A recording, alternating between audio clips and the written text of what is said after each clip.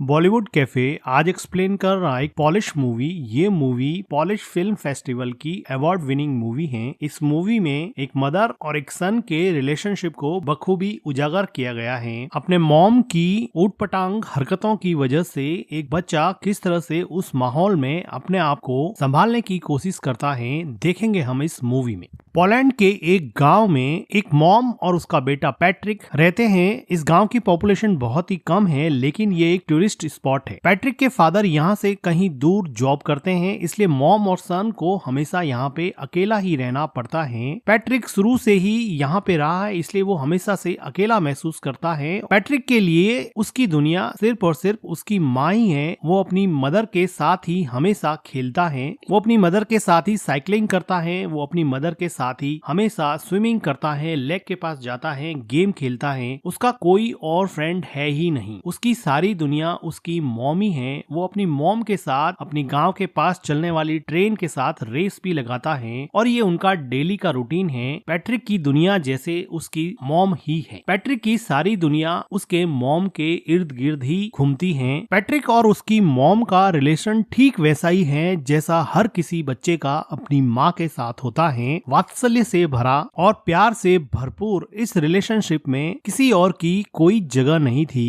लेकिन पैट्रिक की जिंदगी में खलबली तब मच गई जब इस गांव में आसपास के सभी लोग समर वेकेशन की वजह से अपने बच्चों को लेकर पिकनिक मनाने आने लगे और अपना समर वेकेशन व्यतीत करने के लिए यहाँ पे रुकने लगे। पैट्रिक तो किसी से भी क्लोज यहाँ पे हो ही नहीं पाया, क्योंकि वो शुरू से ही अकेला रहा था। उसको किसी से फ्रेंडशिप करने में भी बहुत प्रॉब्लम होती है। लेकिन वो देखता है कि उसकी माँ अब रात को रोज घर से बाहर जाने लगी हैं। पैट्रिक ने शुरुआत में इन सब चीजों से कोई रिएक्ट नहीं किया। पैट्रिक की मॉम को रोज शाम को एक कॉल आता और वो पैट्रिक को घर में अकेला छोड़ के ही चली जाती। पैट्रिक काफी देर तक इंतजार करता। कभी उसकी मॉम रात को घर लौटती नहीं थी और कभी देर रात को लौटती थी। वो थोड़ा सा टाइम पैट्रिक के साथ स्पेंड करती थी, लेकिन पैट्रिक को कल का बहाना देकर कि कल मैं तुम्हारे साथ पूरा दिन व्यतीत करूंगी, और पैट्रिक को अकेला छोड़ देती। धीरे धीरे पैट्रिक अकेलेपन की वजह से एंजाइटी और डिप्रेशन का शिकार होने लगा। वो अपने अकेलेपन से कोप अप नहीं कर पा रहा था, क्योंकि उसके कोई फ्रेंड भी नहीं थे। अगले दिन वो देखता है कि उसके पड़ोस में कोई नई लड़की आई है, जो शायद अपना समर वेकेशन यहाँ बिताने के लिए पास में रहने लगी है। पैट्रिक उस लड़की से दोस्ती करने की कोशिश करता है, लेकिन टिपिकल टीनेजर की तरह वो लड़की उसको कोई रेस्पॉन्स नहीं देती है। अगले दिन पैट्रिक की मॉम जब फिर से घर के बाहर जाने लगती हैं, तो पैट्रिक को बहुत बुरा लगता है और वो अपनी मॉम के ड्रेस पर जूस से भरा ग्लास गिरा देता है, जिसकी वजह से उसकी मॉम उस पर बहुत चिल्लाती है और उसको डांटने लगती है। वो उसके मन की हालत नहीं समझ पा रही थी कि वो अंदर से कितना अकेला फील कर रहा है, लेकिन जैसे उसको कोई फर्क ही नहीं पड़ता, वो अपनी ड्रेस चेंज करके फिर से शाम को अपने बॉयफ्रेंड से मिलने के लिए निकल जाती है। पैट्रिक अपनी मॉम का पीछा करता है। वो देखता है कि कहाँ जाती हैं। कुछ देर जाने पर उसको पता चलता है कि वो हमेशा अपने एक बॉयफ्रेंड से मिलती हैं। पैट्रिक को अपनी मॉम के पीछे जाते समय एक हिरन का बच्चा दिखता है, जो अकेला सड़क पर घूम रहा था। ये डायरेक्टर का मेटाफर है कि किस तरह से हिरन के बच्चे को भी उसकी माँ ने अकेला छोड़ दिया है और वो इस सुनसान से जंगल में अकेला घूम रहा है, जैसे कि पैट्रिक भी अपनी माँ के बिना इस पूरे गांव में पूरे समर वेकेशन में अकेला पड़ गया है। पैट्रिक को हिरन के बच्चे को देख के जैसे कुछ सांत्वना मिली और वो अगले दिन नए दोस्त बनाने के लिए तैयार हो गया। वो पास में आई लड़की माइका से बात करने लगा और थोड़ी देर एक दूसरे से बात करने के बाद में वो दोनों एक दूसरे के दोस्त बन गए। माइका बताती है कि उसके पेरेंट्स का डिवोर्स हो चुका है। वो खुद भी बहुत अकेला महसूस करती है। अब माइका और पैट्रिक में काफी दोस्ती हो जाती है और अब पैट्रिक वो सारी एक्टिविटीज जो अपनी माँ के साथ किया करता था, साइकिलिंग करना, स्विमिंग करना और लेक के पास बैठ के टाइम स्पेंड करना, ये सारी चीजें अब वो माइका के साथ करने लगा। उसको माइका के साथ अब मजा आने लगा और अब वो अपने लोनलीनेस को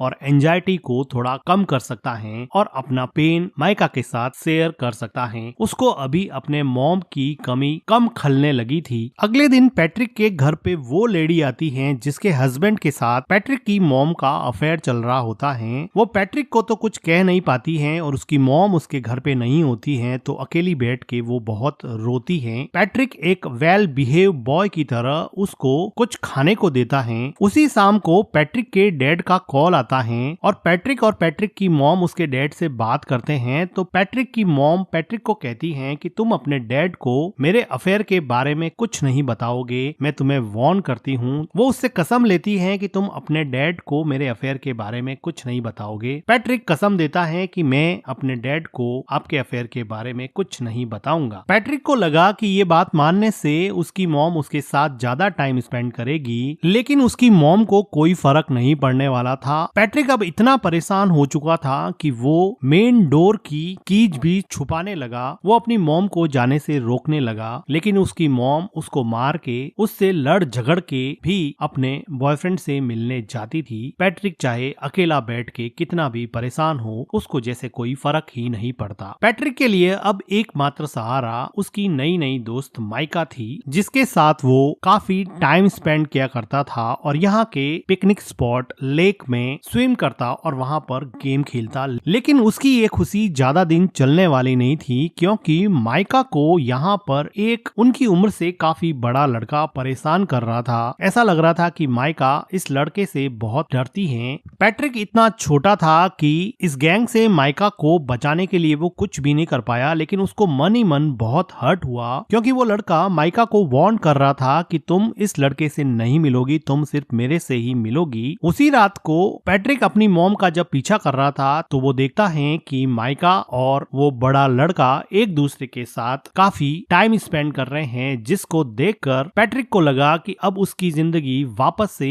अकेलेपन का शिकार होने वाली है। वो काफी मायूस हो जाता है। वो घर पर भी काफी टाइम तक अपनी मॉम का वेट करता। जब देर रात उसकी मॉम घर पे आती तो पैट्रिक उससे अपना टाइम मांगता, लेकिन वो थक हार के सो जाती और पैट्रिक उसकी मॉम के आने के बाद में भी अकेलेपन का ही शिकार रहता। अगले दिन सुबह पैट्रिक को माइका मिलती है और वो माइका को पूछता है कि क्या उस लड़के ने तुम्हारे साथ कोई जबरदस्ती की थी। तो माइका जैसे डर गई हो और वो डर के मारे वहाँ से भाग के घर में चली जाती है। पैट्रिक उसको जाके पूछता है कि हुआ क्या, मुझे ये तो बताओ। वो बिना कुछ बोले ही रोने लग जाती है। पैट्रिक को ऐसा लगता है कि उसके साथ जबरदस्ती की गई है। वो दौड़ के जाता है और उन लड़कों के ग्रुप में उस लड़के पे अटैक करता है, लेकिन एक छोटा बच्चा उससे कैसे लड़ेगा और वो बड़ा लड़का पैट्रिक को ओवर पावर कर देता है और पैट्रिक यहाँ पे कुछ नहीं कर पाता। थोड़ी देर बाद में माइका वापस पैट्रिक के पास आती है और उसको समझाने की कोशिश करती है कि हम दोनों अच्छे दोस्त बन सकते हैं, तुम इतना हर्ट क्यों हो गए हो। लेकिन पैट्रिक को डीप डाउन कहीं पे हर्ट हो गया था। वो वापस से माइका से बात ही नहीं करना चाहता था, क्योंकि वो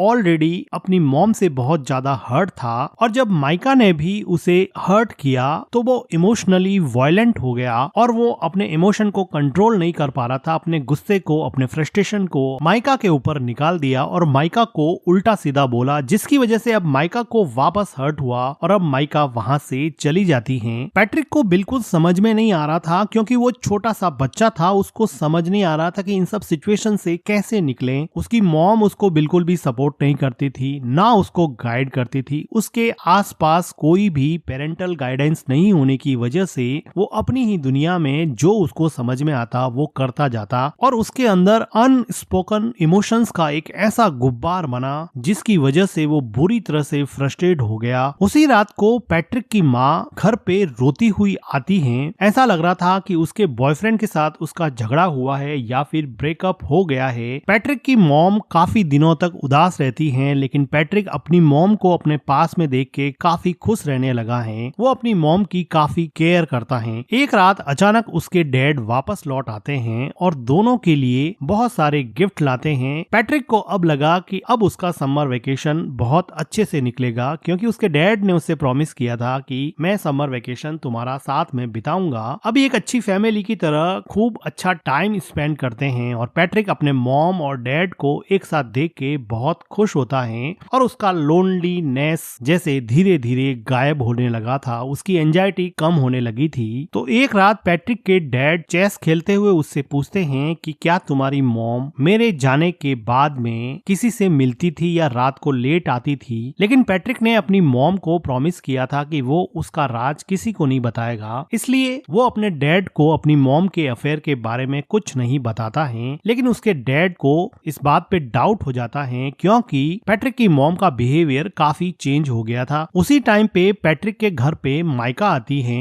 और वो उससे बात करने के लिए कहती है। माइका के कहने पर पैट्रिक उसके साथ साइकिलिंग पे जाता है और लेक में स्विम करने के बाद में माइका उसको बताती है कि अब मेरा समर वेकेशन खत्म होने को है, मैं यहाँ से चली जाऊंगी। माइका को पैट्रिक को हर्ट करने पर काफी दुख लग रहा था, लेकिन पैट्रिक अब इसमें कुछ ज्यादा कर नहीं सकता क्योंकि अगर समर वेकेशन खत्म होगा तो माइका को जाना ही पड़ेगा। वो अपने घर पहुंचता है और वो देखता है कि सीढ़ियों पर वही लेडी जो थोड़े दिन पहले उसके घर आई थी वो सीढ़ियों से नीचे उतर रही है। वो अंदर जाके देख रहा है कि उसके डैड बाथरूम में बैठे बैठे रो रहे हैं। उसको समझ में आ जाता है कि उस लेडी ने उसकी मॉम के अफेयर के बारे में उसके डैड को बता दिया है, क्योंकि उस लेडी के हस्बैंड के साथ ही उसकी मॉम का अफेयर चल रहा था। तो इस बात से दुखी होके उसके डैड ने अब ये डिसाइड किया है कि अब वो यहाँ नहीं रहेंगे और वापस जॉब करने चले जाएंगे और शायद कभी वापस नहीं आएंगे। पैट्रिक की मॉम पैट्रिक के डैड को समझाने की कोशिश करती है, लेकिन जब आप रिश्तों की बुनियाद विश्वास को ही हिला देते हैं, ट्रस्ट को ही खत्म कर देते हैं, तो किसी भी इंसान को रोकना लगभग नामुमकिन सा हो जाता है। पैट्रिक के डैड अब यहाँ से चले जाते हैं। समर वेकेशन खत्म हो जाता है। अब पैट्रिक को स्कूल जाना होता है। पैट्रिक की मॉम पैट्रिक को तैयार करके स्कूल छोड़ने जाती हैं। वो दोनों सड़क पर चल रहे हैं, दोनों